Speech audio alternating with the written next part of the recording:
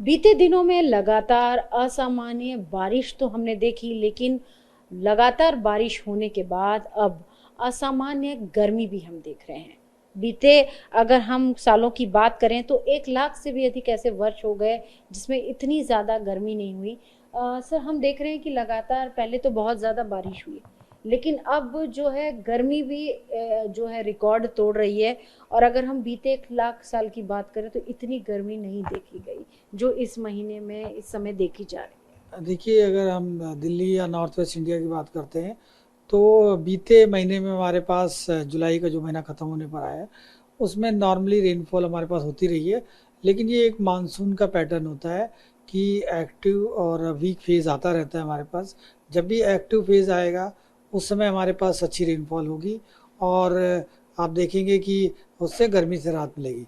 लेकिन जब भी हमारे पास वीक फेज़ आएगा उस समय मॉइस्चर तो अवेलेबल है ही है एटमॉस्फेयर में, और जब भी आपके पास धूप निकलेगी, सन की लाइट मिलेगी, तो टेम्परेचर बढ़ेगा और मॉइस्चर जो अवेलेबल रहता है उससे आपके पास अनकम्फर्टेबलनेस ज़्यादा बढ़ता है और साथ में उससे आपको गर्मी की फीलिंग ज़्यादा होती है।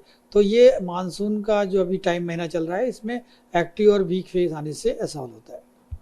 डॉक्टर साहब, हम ये समझना चाह रहे हैं, जैसे देखिए आपने पीछे हमें आंकड़े भी दिखाए हैं, क्या इसमें भी मौसम में जो इस तरह से लगातार जो बदलाव है वो भी इसमें रिफ्लेक्ट होके नजर आ रहा होगा? आप लोगों की स्टडीज क्या बता रही हैं? देखिए, जो अभी आप पिक्चर देख रहे हैं वो अभी करंट पिक्चर है भारत के ऊपर, इंडिया के ऊपर कौन से क्लाउड किस किस रीजन में है। आप ये देखेंगे मोटे तौर पे कि जो पश्चिमी उत्तर प्रदेश है, साथ में पूर्वी राजस्थान का इलाका है, नॉर्थ वेस्ट मध्य प्रदेश है, तो यहाँ पर हमारे पास क्लाउड बने हुए हैं। साथ में पहाड़ी राज्यों में जैसे कि उत्तराखंड में भी क्लाउड बने हुए हैं जो आपको लाल रंग से दिख रहे हैं।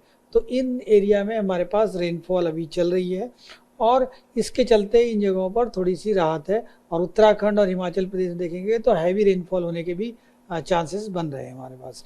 तो ये जो पिक्चर है वो सैटेलाइट से करंट इमेज दिखाती है और इससे हम जो प्रीवियस इमेज होती है उससे हम पता लगाते हैं कि ये किस डायरेक्शन में क्लाउड मूवमेंट हो रहा है या रेनफॉल घट रही है या बढ़ रही है।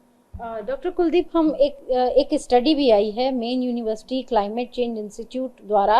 आंकड़ों के अनुसार जो जुलाई के पहले 20 दिनों में तापमान 1979 से लेकर 2021 के औसतन तापमान से ज़्यादा दर्ज किया गया है। और जो तापमान, जो जितनी ज़्यादा गर्मी है उसमें ये पता चल रहा है कि करीब 1,20,000 वर्षों में सबसे गर्म दिनों में से दिन बताए जा रहे हैं। देखिए, फ़िलहाल जो अगर हम नॉर्थ वेस्ट इंडिया की बात करते हैं तो इतना आपके पास तापमान में वृद्धि नहीं हुई क्योंकि कंटिन्यूसली हमारे पास रेनफॉल में हो रही है और बीच में जो टेम्परेचर बढ़ भी रहा है तो 1 से 2 डिग्री सेंटीग्रेड के आसपास ही बढ़ा हुआ है, जो कि आमतौर पर मानसून सीजन में होता है।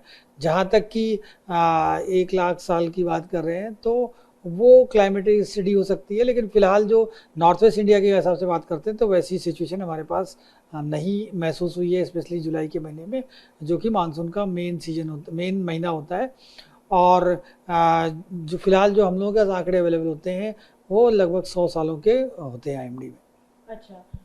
सर, अच्छा, जिस तरह से ये आंकड़े जो बता रहे हैं बहुत ज़्यादा गर्मी है, लेकिन आप बता रहे हैं कि उतना नहीं है, तो अभी आने वाले दिनों की अगर हम बात करें तो लोगों को, क्योंकि अभी जैसे पहले बहुत बारिश हो रही थी, वहाँ पानी भी बहुत ज़्यादा भर रहा था, सारी तस्वीरें देख रहे थे, लेकिन फिर अचानक से बारिश कम भी हुई है और गर्म दिन भी हम देख रहे हैं कि पसीने वाले, ह्यूमिडिटी वाले दिन बहुत ज़्यादा शुरू हो गए, तो लोगों को उससे राहत कब मिलेगी?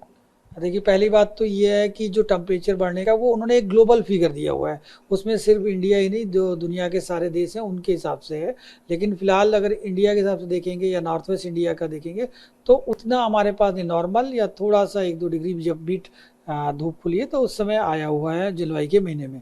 तो आप जो उस बात कर रहे हैं कि जब धूप निकलती है उस समय हमारे पास टेम्परेचर बढ़ता है तो उस समय अनकंफर्टेबलनेस ज़्यादा बढ़ जाता है। उसका रीज़न मुख्यतः है कि एटमॉस्फेयर में नमी पूरी है हमारे पास, लगभग 90% से ऊपर पूरे नॉर्थ वेस्ट इंडिया में। तो जब भी नमी हमारे पास ज़्यादा होती है तो जो पसीना होता है वो सूखता नहीं है, तो इससे आपको गर्मी ज़्यादा महसूस होती है, अनकंफर्टेबलनेस ज़्यादा होता है। मुख्यतः आपके पास अनकंफर्टेबलनेस या गर्मी ज़्यादा लगने का जुलाई और अगस्त के महीने में ये रीज़न है। अच्छा, एक आखिरी सवाल सर, जैसे हम यहाँ पर देख भी रहे हैं पूरा क्लाइमेट का आपने ये दिखाया है, क्या आने वाले दिनों में सर, अभी जो बीते दिनों में हमने देखा बारिश इतनी ज़्यादा हुई, क्या बारिश दोबारा उस तरह की बारिश का दोबारा भी होगी? बारिश का मतलब क्या संभावना है? देखिए फिलहाल जो हम लोग अगर एक हफ्ते बात करते हैं तो जो पहाड़ी राज्य हैं हिमाचल प्रदेश और उत्तराखंड में, तो वहाँ पर आज और कल 2 दिन हमारे पास 1-2 जगह पर हैवी रेनफॉल हो सकता है। साथ साथ मैदानी इलाकों में भी हमारे पास जो कह सकते हैं कल तक जो साउथ यूपी का इलाका है, पूर्वी राजस्थान है, नॉर्थ वेस्ट मध्य प्रदेश है, तो यहाँ पर हैवी रेनफॉल होके 1-2 एपिसोड हो सकते हैं। लेकिन उसके बाद आप देखेंगे कि 31 और 1 तारीख में हमारे पास थोड़ी सी कम बारिश होने के चांसेस है। उसमें आपके पास टेम्परेचर थोड़ा बढ़ेगा और उससे अनकम्फर्टेबलनेस बढ़ेगा। लेकिन 2 तारीख से फिर से हमारे पास रेनफॉल एक्टिविटी बढ़ेगी, जो कि मुख्यतः उत्तराखंड और उत्तर प्रदेश में कन्फाइंड रहेगी। हमसे सर बात करने के लिए बहुत बहुत शुक्रिया। तो ये थे हमारे साथ डॉक्टर कुलदीप श्रीवास्तव, जिन्होंने बताया कि आने वाले दिनों में इस तरह का तापमान रहेगा और जहाँ तक गर्मी की बात है, गर्मी का लिहाज है, तो वो भी जब बारिश होगी तो धीरे धीरे उसी से कम भी होगी। वीडियो जर्नलिस्ट विपुल के साथ अंजू निर्वाण, TV9।